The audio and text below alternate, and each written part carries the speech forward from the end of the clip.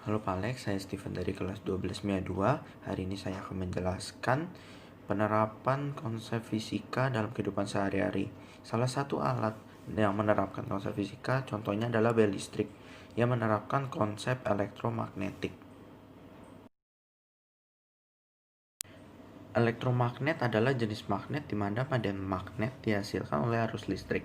Elektromagnet biasanya terdiri dari kawat yang dililit menjadi kumparan atau arus yang melalui kawat menciptakan medan magnet yang terkonsentrasi dalam lubang yang itu disebut juga pusat kumparan.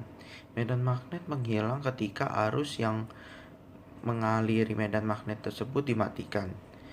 Kawat sering dililit di sekitar inti magnetik yang dibuat dari bahan ferromagnetik atau ferimagnetik seperti besi. Inti magnetik memusatkan fluks magnetik dan membuat magnet lebih kuat. Keuntungan utama dari sebuah elektromagnet dibandingkan magnet permanen adalah bahwa medan magnet dapat cepat diubah dengan mengendalikan jumlah arus listrik dalam lilitan. Namun, tidak seperti magnet permanen yang tidak membutuhkan daya. Sebuah elektromagnet membutuhkan pasokan arus terus-menerus untuk mempertahankan medan magnetnya. Tujuan dari pembuatan bel listrik adalah yang pertama membuktikan bahwa arus listrik dapat menghasilkan medan magnet. Yang kedua adalah mengetahui cara kerja bel listrik. Yang ketiga adalah mengetahui rangkaian bel listrik sehingga dapat bekerja. Manfaat bel listrik dalam kehidupan sehari-hari adalah yang pertama, memudahkan atau membantu seseorang dalam berkomunikasi atau bertamu. Yang kedua adalah kegunaan bel listrik adalah sebagai alat penunjuk waktu. Dan yang terakhir adalah bel listrik dapat digunakan sebagai alarm tanda bahaya, seperti untuk memberitahukan tanda gempa maupun kebakaran. Alat dan bahan untuk pembuatan bel listrik adalah papan sebagai alasan, 2 adalah tembaga, ketiga saklar sederhana, 4 baterai ukuran D sebanyak 2 buah, kelima adalah pemukul untuk belnya, keenam adalah bel kecil atau lonceng sepeda, ketujuh adalah baut, 8 lem uhu, 9 gunting, 10 lakban atau solasi, dan yang terakhir adalah tempat baterai. Berikut adalah estimasi harga. Estimasi harga yang dibutuhkan untuk membuat satu kesatuan bel listrik ini adalah 116.000, akan tetapi dapat diperkecil jika bahan-bahan yang digunakan lebih sederhana ataupun bahan-bahan yang digunakan diperkecil penggunaannya. Berdasarkan gambar di atas, proses kerja bel listrik adalah yang pertama, saklar ditekan ke posisi on.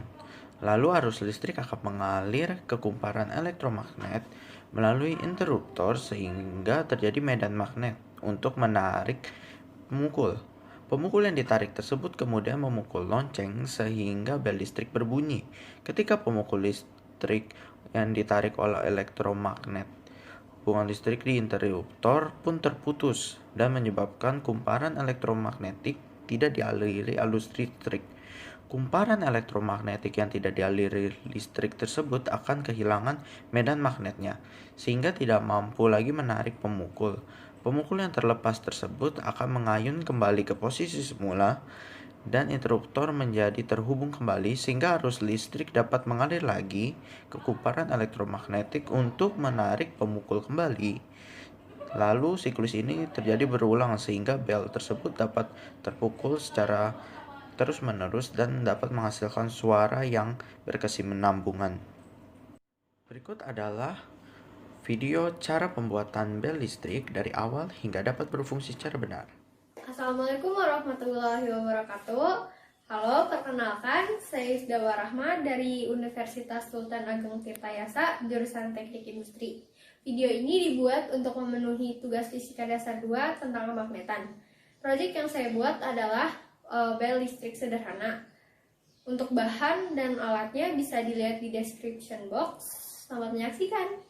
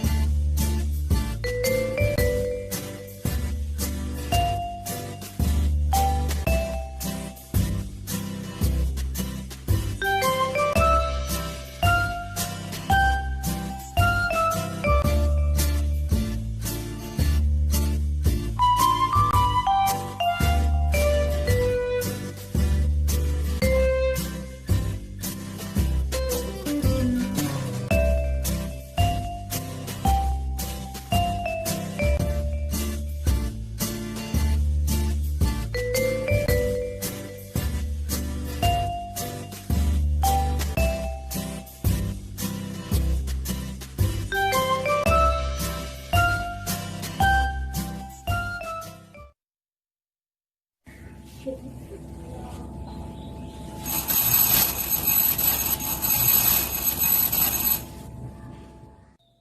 kerja dari bel listrik ini adalah ketika saklar disambungkan, maka arus listrik akan mengalir menuju pemukul besi dan menuju solenoida yang berisi inti besi.